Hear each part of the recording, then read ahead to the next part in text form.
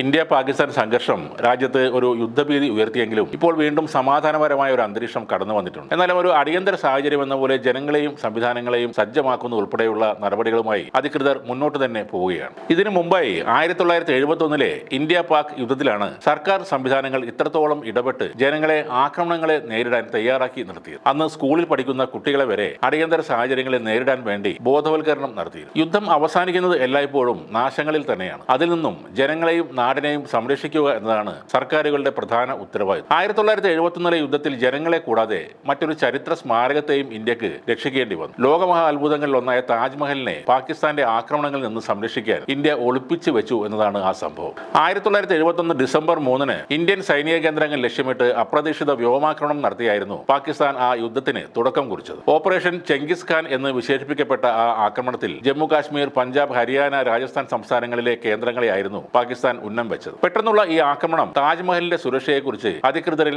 ആശങ്ക ഉണർത്തി. കാരണം താജ്മഹലിനോട് ചേർന്ന ആഗ്രയിലെ ഖേരിയ എയർബേസ് 2 പാകിസ്ഥാൻ ജെറ്റുകൾ ആക്രമിച്ചിരുന്നു. റൺവേക്ക് ഉൾപ്പെടെ കേടുപാടുകളും സംഭവിച്ചു. ഇത്തരത്തിൽ അപകട സൂചനകൾ ലഭിച്ചതോടെ താജ്മഹലിനെ ഒളിപ്പിച്ചു വെക്കാൻ അധികൃതർ തീരുമാനിച്ചു. വെളുത്ത മാർബിൾ കൊണ്ടുള്ള കൂറ്റൻ നിർമ്മിതിയായ താജ്മഹൽ ആകാശ കാഴ്ചയിൽ കിലോമീറ്ററുകൾക്ക് അപ്പുറത്ത് നിന്ന് തന്നെ വ്യക്തമായി കാണാനാകും. അതായിരുന്നു രാജ്യം നേരിട്ട പ്രധാന വെല്ലുവിളി. താജ്മഹലിനെ കാഴ്ചയിൽ നിന്നും മറച്ചു വയ്ക്കാൻ ആർക്കിയോളജിക്കൽ സർവേ ഓഫ് ഇന്ത്യ അന്ന് ആ ദൗത്യം ഏറ്റെടുക്കുകയായിരുന്നു. പച്ച ചായം പൂശിയ ചണത്തിൽ നിർമ്മിച്ച പടുകൂറ്റൻ ടർപ്പായകൾ ഉപയോഗിച്ചായിരുന്നു താജ്മഹൽ മറച്ചു വെച്ചത്. ആ പ്രദേശത്തെ പരിസ്ഥിതിയോട് ചേർന്ന് നിൽക്കാനായിരുന്നു ഈ ടർപ്പായകൾക്ക് പച്ച നിറം നൽകിയത്. കെട്ടിടത്തിന് ചുറ്റുമുള്ള ലൈറ്റുകൾ രാത്രി ഓഫ് ചെയ്യുകയും സുരക്ഷ ശക്തമാക്കുകയും ചെയ്തു. 598 ആണികളും 63 തയ്യൽ സൂചികളും ഉപയോഗിച്ചായിരുന്നു താജ്മഹലിനെ മൂടിയ ഈ ടർപ്പായ ഉറപ്പിച്ചു നിർത്തിയത്. മാർബിൾ തറയിൽ മണൽ പാകി അതിന്റെ റിഫ്ലക്ഷനും പരമാവധി കുറച്ചിരുന്നു. 8482 കിലോഗ്രാം ഭാരമുള്ള ടർപ്പോളിനാണ് ഇതിനായി അന്ന് ഉപയോഗിച്ചത്. 3 ആഴ്ചയോളം ഇത്തരത്തിൽ ജോലികൾ ചെയ്താണ് ആ വലിയ താജ്മഹൽ എന്ന സ്മാരകം മൂടിവെച്ചത്. സന്ദർശകരെ ഉൾപ്പെടെ നിയന്ത്രിച്ചുകൊണ്ടായിരുന്നു ഈ നടപടികൾ എല്ലാം സ്വീകരിച്ചത്. ചെങ്കോട്ട, കുത്തബ് മിനാർ, ജയ്സാൽമർ കോട്ട തുടങ്ങിയ പൈതൃക സ്ഥലങ്ങളും സമാനമായ രീതിയിൽ അന്ന് സംരക്ഷിച്ചിരുന്നു. എന്നാൽ രണ്ടാം ലോക യുദ്ധകാലത്ത് അന്ന് ഇന്ത്യ ഭരിച്ചിരുന്ന ബ്രിട്ടനും താജ്മഹലിനെ സംരക്ഷിക്കാൻ ഇതേപോലുള്ള നടപടികൾ സ്വീകരിച്ചിരുന്നു എന്നാണ് പറയുന്നത്. ജർമ്മൻ,